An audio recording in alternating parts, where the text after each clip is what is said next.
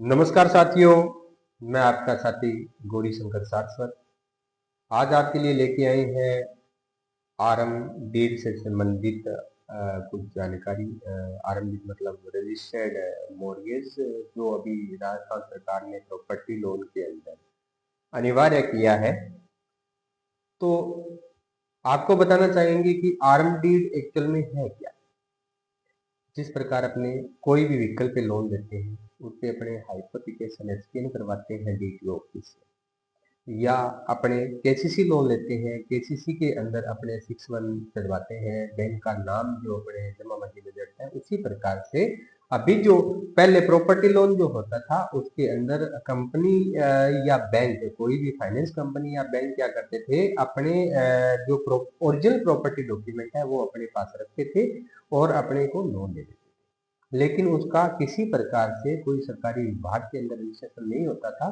अभी सरकार ने अनिवार्य किया है कि कोई भी प्रॉपर्टी लोन अगर करवाते हैं, चाहे होम लोन है, चाहे बिजनेस लोन है, मॉर्गेज लोन है, बैलेंस ट्रांसफर बेटी आप टॉपअप कोई लोन लेते हो, तो उस पे अभी आरएम डीड अनिवार्य की है। पहले का आपका कोई लोन चल रहा है, उस लोन पर आरएम डीड आपको नहीं करवानी है। अगर आप उस लोन पे दोबारा कोई टॉपअप लोन लेते हो, बैलेंस ट्रांसफर बीटी करवाते हो, या अन्य किसी प्रकार के उस पे टेक कवर या कुछ करवाते हो, तो उसमें आपको आरएम डीड करवाना अनिवार्य होगा।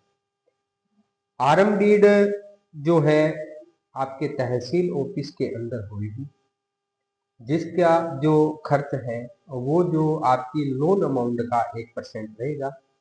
1% खर्च वैल्यू पे जो है वो उसका टैक्स रहेगा, स्टाम्प ड्यूटी आपको पे करनी पड़ेगी। उसके अलावा कोई एडवोकेट की फीस है वो आपको पे करनी पड़ेगी। आरएमडी टोटल एनबीएफसी कंपनी है, चाहे कोऑपरेट सोसाइटी है, या कोई भी बैंक है, प्राइवेट बैंक है, उनके किसी भी संस्था से आप लोन लेते हो तो उसमें आपको आरएमडी करवानी पड़ेगी। ये नहीं है कि अपने 2 लाख का, 3 लाख का, 5 लाख का लोन ले रहे हैं और उसमें अपने आरएमडी नहीं करवानी पड़ेगी। और उस आरएमडी का जो खर्चा है वो लोन अमाउंट का 1% है। लेकिन अगर उसका मैक्सिमम जो खर्चा है, मिनिमम खर्चा तो रहेगा जो आपकी लोन अमाउंट है उसका 1%, लेकिन मैक्सिमम जो खर्चा है वो आपका रहेगा 25,000 रुपए लास्ट है। इससे ऊपर आप जैसे 50 लाख का लोन करवाते हो तो 25,000 रुपए है, 25 लाख का लोन करवाते हो तो 25,000 रुपए है। उस पे जैसे मान लो कि कोई चालान की फीस है, या कोई कोर्ट फीस, जैसे एडवोकेट की कोई फीस है, चार्ज है टाइप राइटर का और का, वो आपको अलग से देना पड़ेगा।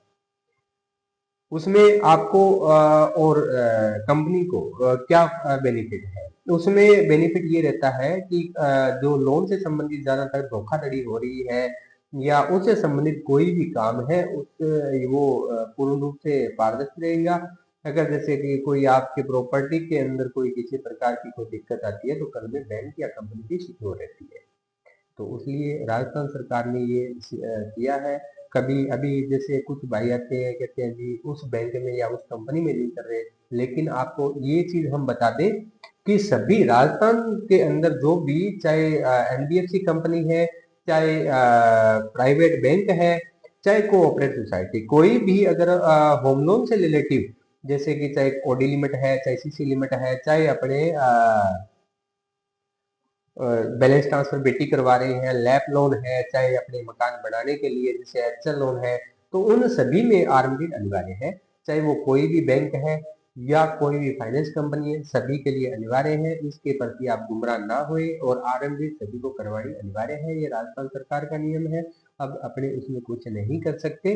तो इसलिए आपको किसी प्रकार की अन्य कोई सहायता चाहते हो, आरएमडी से लोन से रिलेटेड कोई जानकारी चाहिए, तो आप मेरे नंबर नोट कर सकते हैं, 94 145 00 751। एक बार दोबारा बता देता हूँ, 94 145 00 751। Gauri Shankar Sharma, GRLN financial services, नजदीक रेलवे स्टेशन रायसी नगर, जिला श्री गंगानगर, राजस्थान। धन्यवाद।